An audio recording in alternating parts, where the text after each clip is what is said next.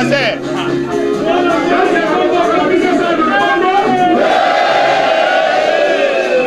Voilà.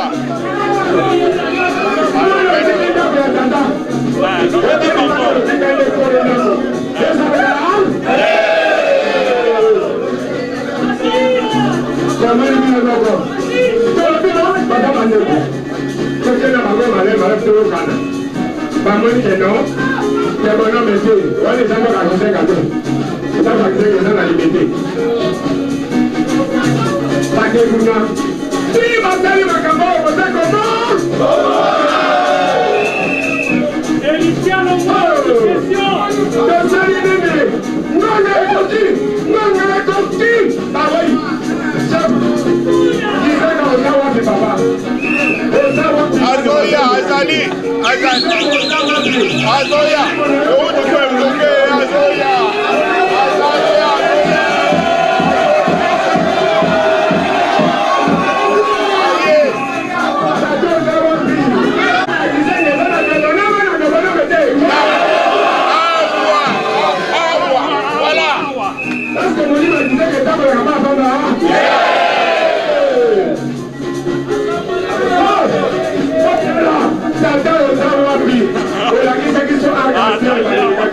La relève est dans ses affaires.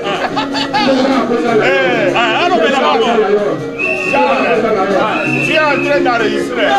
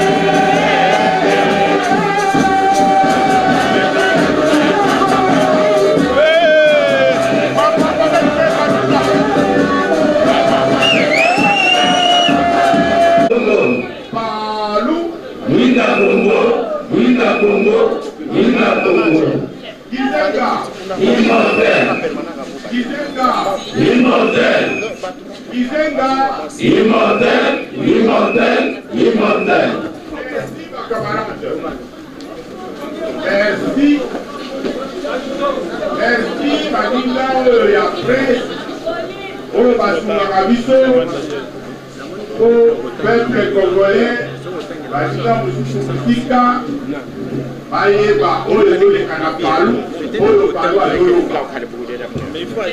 Toyebisa Kibinoke, Nasima ya kokende ya tata, Oya memaki bisoti, Tokomi Oye, Atikeli biso parti munene oyo, Tokolombango après. Sima kokende na ye, biso bana mayele, bino nyonso na biso bana mayele, tokotia en place système ya masolo, causerie familiale, politique, tobengi yango matinée politique. Soki mwa ntango eleki, makambo esalemi, histoire eleki, ba événement ebimi, esengeli tokutana lisusu po totala likambo nini esalemi. Touti wapi tozokende wapi.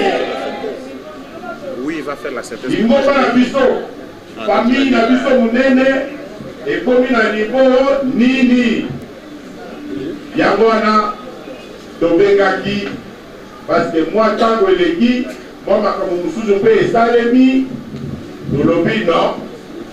Benga bandeko surtout ba chef ya organe de base, po bango baopesa rapport na base mobimba. benga bango na batine politique. Merci parce que bolakisi que ya biso makambo ezalaka toujours kaka ndenge atikaki biso soki appel esalemi rapidement okomona bokomi. Merci bachef na biso ya organe de base. Merci patriarche na biso ya islam. Appel esalemi à peine de 2 jours bino nyonso wana bokomi mpo na masolo familial, masolo politique komo nango matine politique. Matine ya lelo ezali parce que na oyo liboso tolobaki toyebisaki bino ndenge makambo ezoleka permanent mpango aevoke yango mwa moke na ndembo awa après liwe atakaka biso oyo amemaki biso ntina libo mwa desordre ebimaki. Desordre ebimaki esili nanu te. Desordre ebimi alors que atikaki biso na parti monene, na parti ya makasi, na parti organisé, ba structure ezali. Mais na parti pe organisé, mibeko nango ezali, mikanda ezali, ba texte ezali. Tolobaki lokola kaka akei siko totikali biso na biso ya ezalaki na dimension mosusu ya barade ata topengwi mwa moke boye ya ezalaki na makasi ya kozongisa tout droit. Lokola akei sikoyo tokoma kaka na ekenge tolanda nanu oyo ye atikeli biso, tolanda batexte oyo ye atikeli biso, tolanda organisation oyo ye atikeli biso. Ezaki boye to boye te. Biso tolobi tokolanda oyo ye atiki, tokolanda 5 documents de base, tokolanda badécision na ye ndenge atikeli biso, tokolanda esprit oyo ya bomoko ye ayebisaki biso kosala ensemble mpo avancer kokende liboso. Tolobi na ndenge wana tokotosa loi ya république na baloi na biso moko. Yango wana tomibengi légaliste. Parce que na côté na biso baninga misu babendanaki. Babendani balobi biso tokochange nyonso, tokobouleverse yango nyonso, tokomipesa bokonzi, tokoremplace ye tata, alors que mibeko na biso elobi ye tokoremplace ye kaka na congrès. Mosusu alobi te nga nazwi esika oyo ye atikaki na droite permanence kuna longola yango tia kote oyo ya gauche bouleverse makambo. Tolobi oyo eza kotosa mibeko te, kotosa mikanda te, boza na nzela ya mabe. Balobi te biso tokolandaka oyo wana ekomaki ti epai ya leta, batindi na leta oyo ya bango, biso mpe totindi na leta oyo ya biso. Ya bango leta aboyi yango, ya biso leta andimi yango.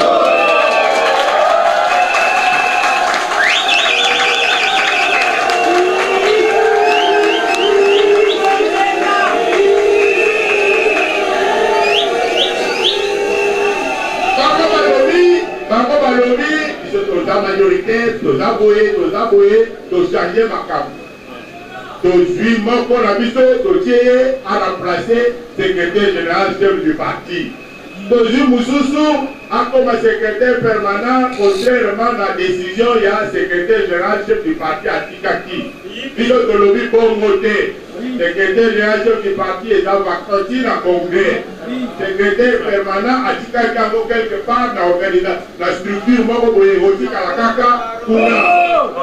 Bango bazwi mikanda ya bango na ministère biso mpe tozwi ya biso na ministère tala likambo oyo. Ministère le 29 juillet atindi mukanda ya bango aboyi yango, ya biso andimi yango.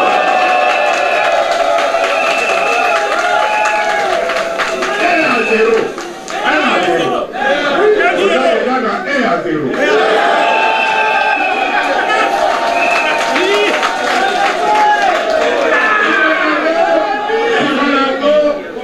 Bakombi lisusu biso tolobi atikaki biso na 105 boulevard Lumumba, quartier des Marais, commune de Matete, ville de Kinshasa. Awa. Avant balobi te, toke epai mosusu, tolobi bongo te, article 4 ya règlement ya statut na biso elobi, kaka congrès ekoki kochanger position ya siège ya parti. Article 20 ya règlement intérieur elobi, siège ya parti ezali esika secrétariat permanent ezali. Secrétariat permanent eza wapi? Na poma tete to na poma bongo te. Bango bakomeli ministère yaka koprotege biso. Biso toyebisi ministère ya biso siège kaka na esika oyo tata atikaki biso. Réponse ye ya bango l'État aboyi yango. Oyanda bastatu na bino bozonga kaka esika batikaki bino. Ya biso na bato na ye soki réponse ezali atindaka bango wapi? Donc l'État andimi 2-0.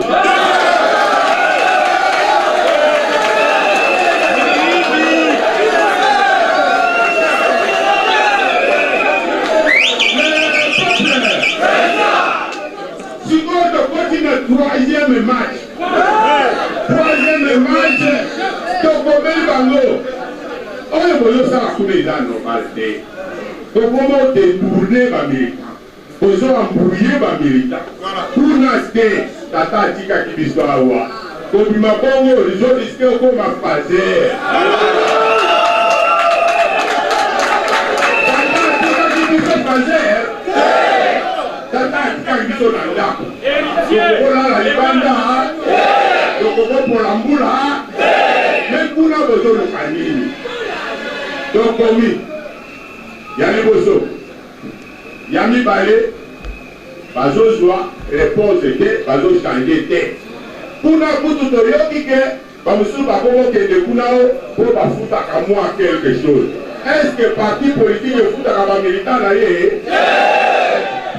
Depuis que quand on a parlé de ce que les gens militants, ceux qui ont dit au foot à militant, et comme une église, au lieu de se faire ma bonne et pas y avoir membre naïe, à comment on peut savoir membre membre, l'église doit les aller satanique, et là c'est normal. Le aussi camion il faut donc dans le troisième match et comme dans l'état. Total la semaine le Zoya, comme le Bossou a solidité.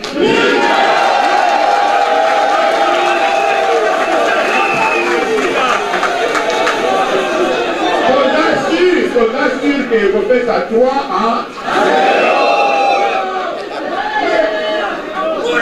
0. Toyo kaka mingi te, oh, to convoquer congrès.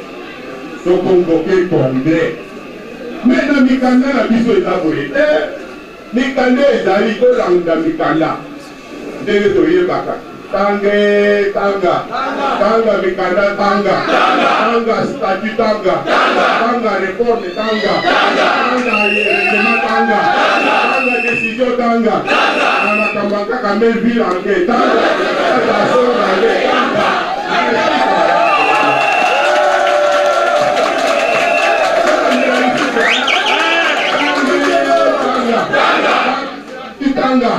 tanga réforme tanga règlement tanga décision tanga kaka me tangue tanga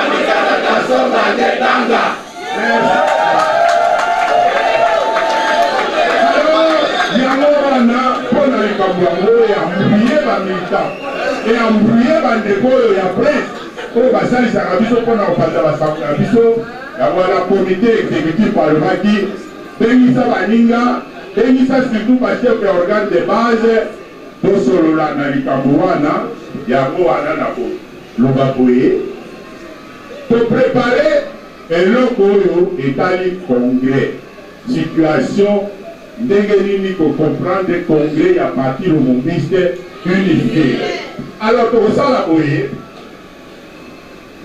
document wana oyo toprépare oyo ya biso fer de lance oyo azali nsima na biso les plus jeunes mais les plus durs, les plus sévères na makambo oyo alobi tokopengwa jamais tozali kaka légaliste.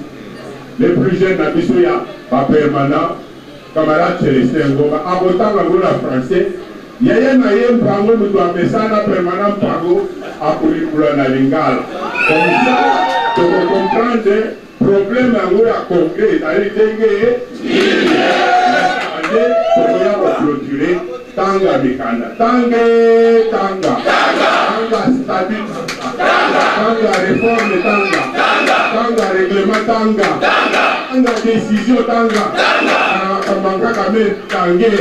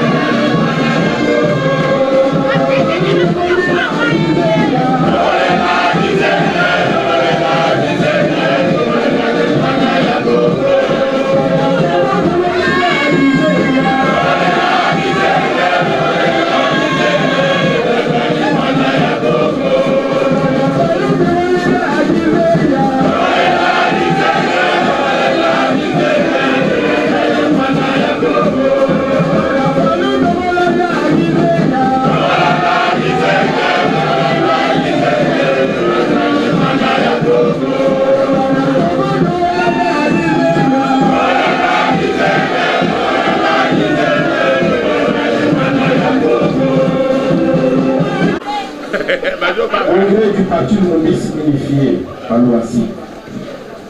C'est quoi? Pourquoi faire? Quel pouvoir? Comment faire? Qui fait quoi?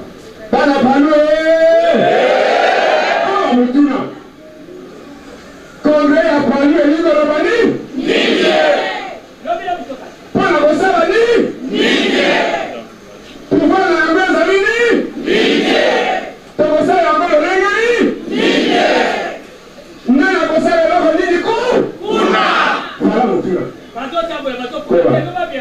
Point 1, nature. C'est le rassemblement de ceux qui représentent l'Assemblée générale du parti, c'est-à-dire l'ensemble des militants représentés.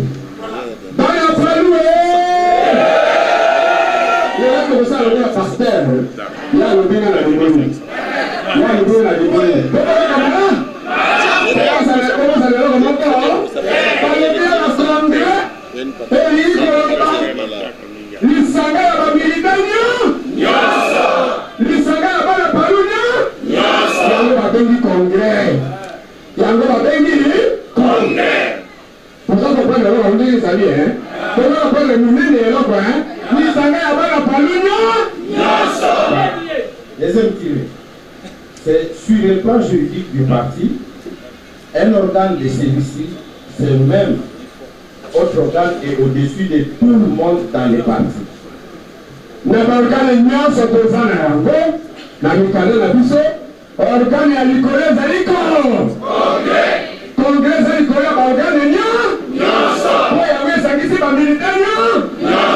Voilà.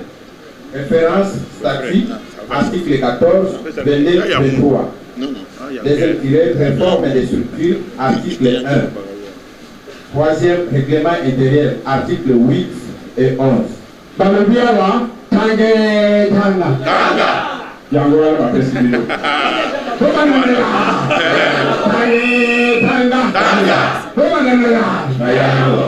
Conséquence, le Congrès est souverain et personne ne peut lui dicter quoi que ce soit en dehors de lui-même. awa congrès esangisi bamilita nyonso ikoloba ne poto moto moko te akoki kopesa itide makon ordre du jour ya yemo yona yokende oloba congrès kokosala eloko boyona oyikoloba oyebi kotala mikanda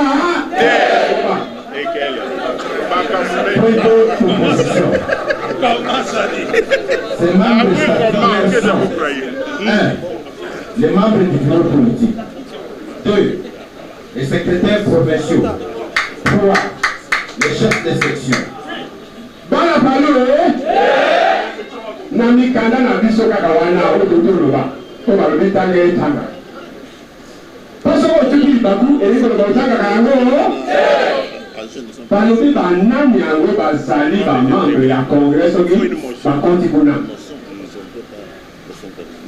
liboso balobi bamembre ya bureau politique awa tokoya kolobela komoko na suka mais eza bamembre ya bureau politique ya mibale basekrétaire provinciaux ya misato bachef de c'est-à-dire bareprésente ya bamilitant na base yango wana yo moto ozokende kuna il faut ozala manda ya base il faut ozala manda ya base eza te banome yo kamba moko yokende nani atilaki ese bamilita batindi yo Référence, ce sont les statuts, article 15, réforme des structures, article 2, règlement intérieur, article 10. Avec comme conséquence, point 1, en session ordinaire ou extraordinaire, cette composition est inchangée. Point 2, seul le Congrès lui-même peut décider de changer cette composition. Le peuple batangeli bino banani bakokola na congrès wana balobi bureau politique procès chef de section mpe bapesi batigre tanga otutili bakosani otangi te conséquence nango eza nini yango eza ekelenge soit na session ordinaire soit na session extraordinaire ezala na ordinaire ezala extraordinaire composition yango echangeaka yokende oloba te tosali extraordinaire po kaka bato ya kinshasa na bandundu na bakongo batayona bana pango bakosuna koloba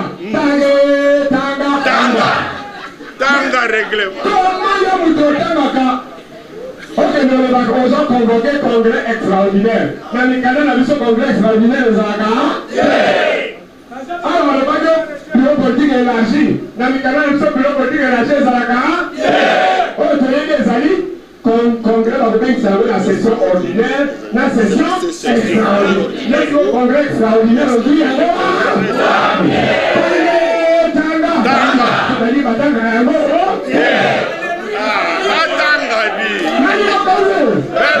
comment que nous faisons un congrès extraordinaire au moins biloko soki eza na molili okomona nzela okoteka na mire okoteka na mire te batundaki na mire batundaki na mire te aisi na mokili eloko ezalaka na mikanda na biso congrès extraordinaire eza oyo eza na mikanda na biso eza session extraordinaire ya congrès na session ordinaire ya congrès ya mibale awa hier moko moto akodeside composition na ya des contours politiques comme ça, c'est ridiculisant. Des contours c'est le même les congrès ont les compétences explicites suivantes. Et puis, alors, c'est ça.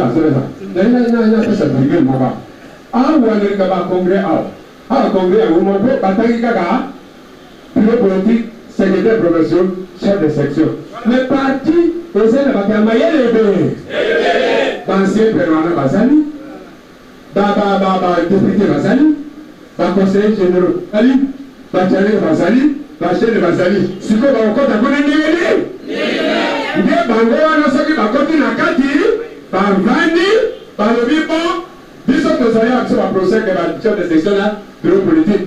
Bien, on a vu décision, résolution, il y a une vision, comme ça, il y a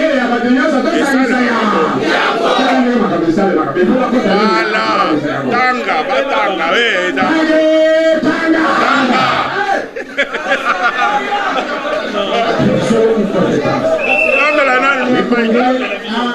Les compétences exclusives suivantes ainsi que celle qui peut s'employer en cours de session car il a le pouvoir le plus étendu pour toutes les questions concernant les partis. Le congrès et Zana Misala Oyomikanda et Bessie. Misala et Zawana. Alors, Yami Bari, congrès, à Momo Weza, Nabokozwana, Tabakoti Nakabi, Azana Dua, Yabo, Zoa, va pouvoir le sous-sous Oyeza Yamina. Pour l'Assemblée générale américaine. Point 1. Le traitement de toutes les questions relatives à l'organisation, à la structure, au programme, au projet de société, à la gestion des affaires du parti et au devenir politique de celui-ci. C'est-à-dire Macabonio, c'est-à-dire via parti. Organisation de l'Ango. Structure à l'Ango, c'est un téléma. Par projet de société Macabonio, ça, n'a qu'à dire congrès de Bolobéa. Il y a qu'on dit que ça pouvoir à la place à congrès, hein? Point 2. Élection des membres du bureau politique.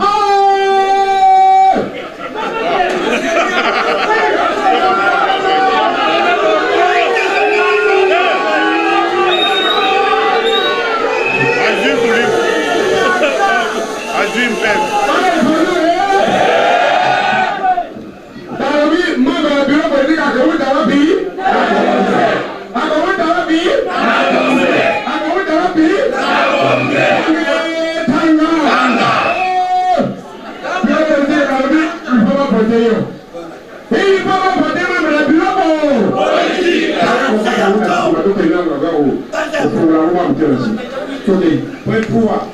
Confirmation, annulation ou commutation des peines d'exclusion prononcées contre les membres dans la période intercession.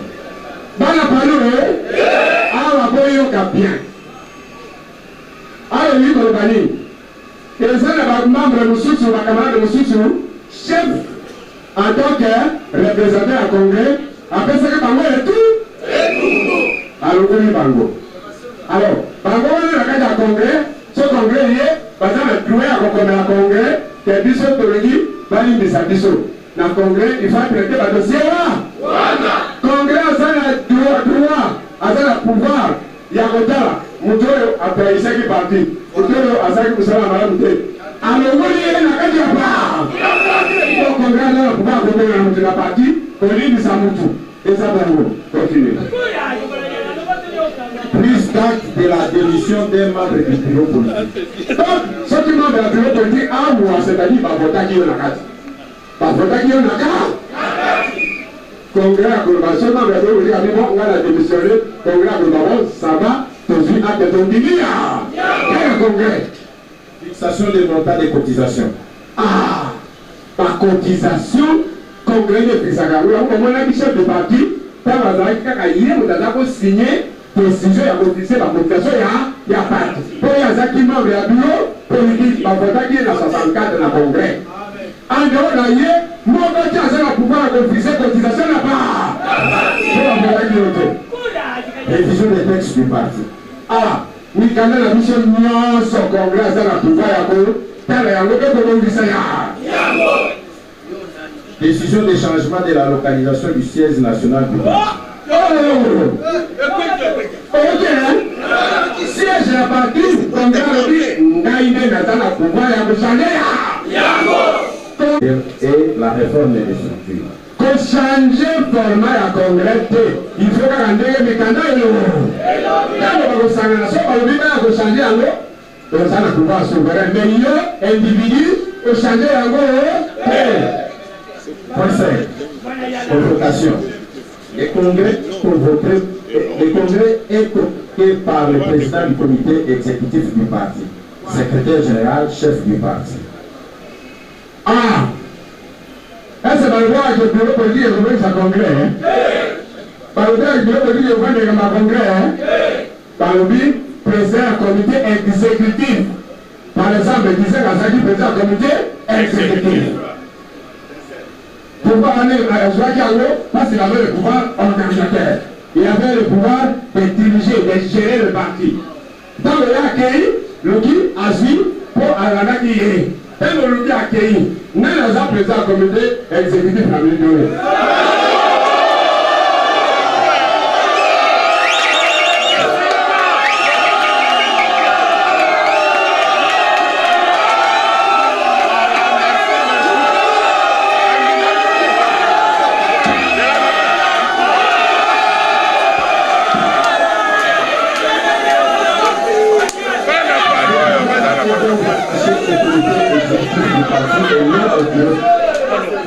La présidence est même qui devra ensuite convoquer le congrès à venir. Donc, mon enseignant va convoquer le congrès et vous allez président du comité exécutif. Dans la minute où le président du comité exécutif, vous allez secrétaire permanent AI. Secrétaire permanent AI pour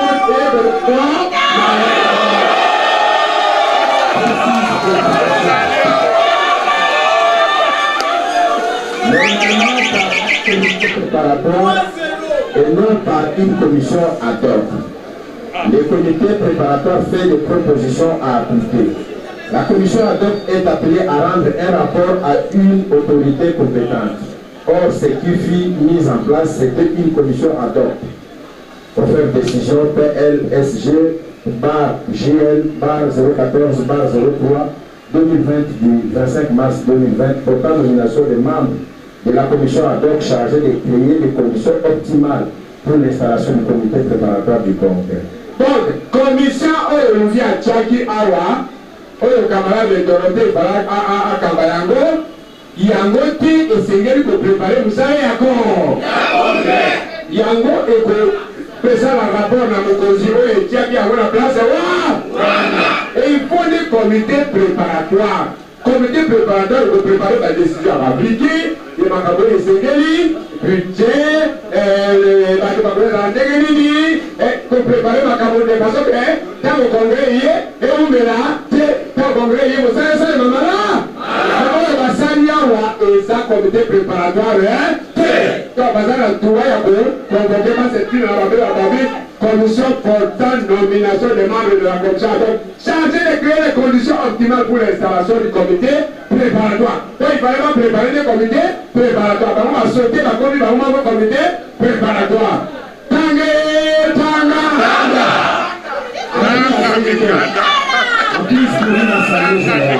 Il faut avoir les propositions de tout le monde quant aux matières susceptibles d'être utilement abordées. Voilà. Pourquoi les assemblées américaines et Seigneur que soit mécanicien à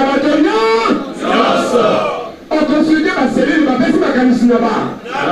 Parce que c'est ma personne mécanicien là-bas.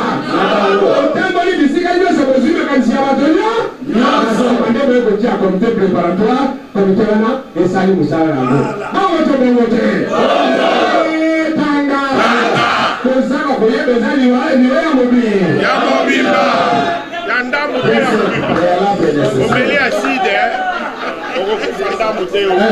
Le parti doit être vivant et en marche. Aller vers le congrès est d'ailleurs un des objectifs de cette marche. Et donc, à l'Iboso, ni pour Sengeli pour ça pour tenir un congrès. Et donc, à l'Iboso, et Sengeli parti est dans le malin. Et il y a banane à Zali, pour ça la Moussaladi. Ma cellule est en là, ma section est en là. Ma province est en là, ma cotisation est pesama, ma communauté est en là. Alors, Ndena Simawana, pour qu'il y ait le congrès, parce que l'objectif est à partir de la minute où les amis vont gagner l'accord. Il faut que ça soit rapidement, ma communauté est en là. Mais à partir de ça, normal, comme ça, la cotisation est pesama, dès qu'on gagne le congrès. D'ailleurs, les gens vont venir à la tête, soit la militaire va décider, les autres vont ici. Et que pour moi, vous regardez. Pas dire le temps à la capitale, mais par le coup, Tanga. Assurer les liens de représentativité entre les membres et l'ensemble de la base du parti. Et il faut que ça annonce pour les membres de la congrès, c'est-à-dire bureau politique, la chef de section, dans la procès, il faut qu'on y ait que entre bango, pour y aller entre bango, que ce soit les alliés, de façon que ma camarade Kenango, et ça la motion, et par rapport à ça, bango va qu'elle est là. Il y a un Sengeli, parce qu'on a mandat après. Et il y a une élection à base de ça. La chef de série va voter. La chef de série va voter. La série va voter. Le procès va voter.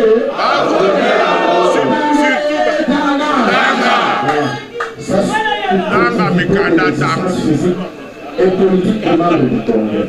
Et il faut travailler parce que réellement, ta section est salie, ta province est salie, ta province est salie, ta province est salie. Il faut dire que ta comité à ta section est salie, ta comité à ta province est salie, bureau politique est salie. Hein? Il faut travailler parce que tu vas salir réellement. 4. Créons l'union des esprits entre les militants pour tous regarder dans la même direction et donc orienter les congrès avec des objectifs nobles, communs et partagés. Et il faut que ça l'alliance, l'alliance va militant, total zéro, total de la zéro, alicalisement, de bagi, Nzega zali togabiso zali se. Ata esika ke ikuna azanga togabiso zali se. Comme ça tobi tokolanda ye. Awa ye azanga kane congrès, makalisi na ye, makamulo sa ye, il faut que la nzela wa. Voilà. Pour te le dire, il faut que le ma. Kizenga.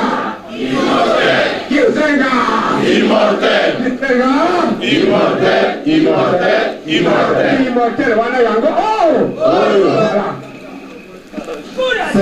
Réunir les moyens nécessaires pour garantir la bonne tenue des assises et l'indépendance ainsi que la souveraineté du Congrès.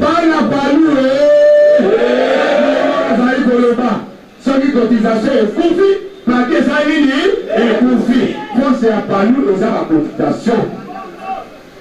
Personne n'a déterminé la cotisation, et comme il a Palou, la cotisation, qui nous a nous savons, nous sommes dans le Malagon, mais la mission, c'est un nid, nous sommes dans la cotisation, nous sommes dans la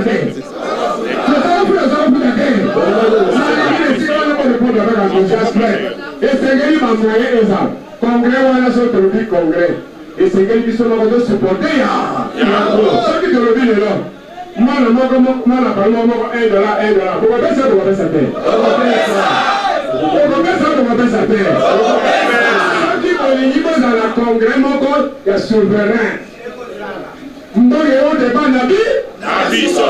Mbonge où débat nabi? Nabiso. La au Kamadi, préparer congrès, aujourd'hui budget, foutez la gaille, salé la gaille, tangé, tanga.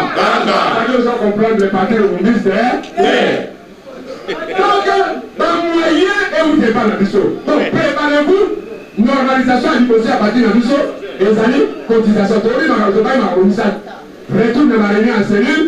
Cotisation, propagande.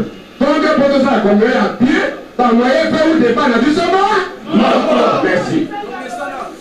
6. Organiser la collecte de toutes les propositions, entre parenthèses motions, devant provenir de la base et des experts du parti. Le peuple. Donc, pour tout ça, le congrès, et c'est que Tamola n'a pas organe à parti, que ce soit ma calisna.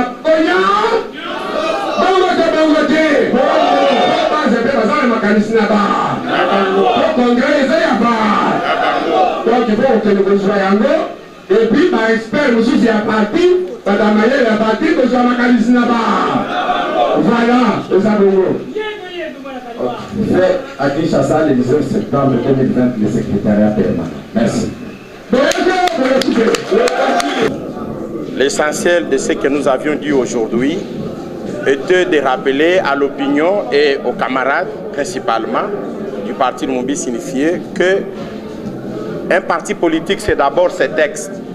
Et que c'est seulement en respectant ces textes que l'on peut se dire être un parti discipliné. Et que le congrès est une volonté de nos statuts, est une volonté de nos textes.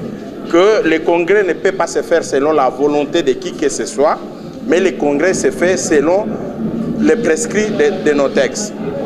De par nos statuts, la réforme des structures et les règlements intérieurs, il est bien prévu que le congrès est au-dessus de tous les organes du parti et que personne ne peut lui donner les points inscrits à l'ordre du jour et que c'est lui-même qui est souverain à se donner ce de quoi il va traiter comme matière. Et finalement, les statuts eux-mêmes ont déterminé qui peuvent participer au congrès. Alors, il est aussi bien déterminé dans nos statuts, dans nos textes, que seul le président de l'exécutif du parti, qui était le secrétaire général-chef du parti, Antoine Gizenga, de Rez Mémoire, et finalement Louis Gizenga en tant que permanent qu'il avait succédé au comité exécutif du parti, et finalement aujourd'hui à la permanence du parti qui est gérée par les camarades Godefroid Mayobo. Seul le président du comité exécutif qui est compétent à pouvoir convoquer les congrès. Donc, nous étions en train de dire aux militants que le parti Lumumbi signifié, notre parti, n'a pas encore fixé la date du congrès de façon officielle et que finalement, en mettant en place tous ces préalables, donc la redynamisation et autres choses, la consultation de la base, nous allons devoir convoquer les congrès dans les jours qui viendront. Jusque-là, le parti Lumumbi unifié ne veut pas que les gens entretiennent de la confusion au nom du parti Lumumbi signifié parce que le parti Lumumbi signifié est seul et unique. C'est lui qui a son siège ici à Debonhomme. Et pour les restes, nous n'avons jamais et nous n'avons aucun droit d'exclure un militant, un de nos cadres, un de nos camarades. Donc, ceux qui se sont égarés, nous leur disons encore qu'il y a de la place pour tout le monde. Chacun restera là où le patriarche l'a laissé jusqu'au congrès. Seul le congrès pourra nous donner un nouvel ordre. Jusque-là, les choses sont telles que le patriarche les a laissées et nous continuons à gérer le parti de façon quotidienne.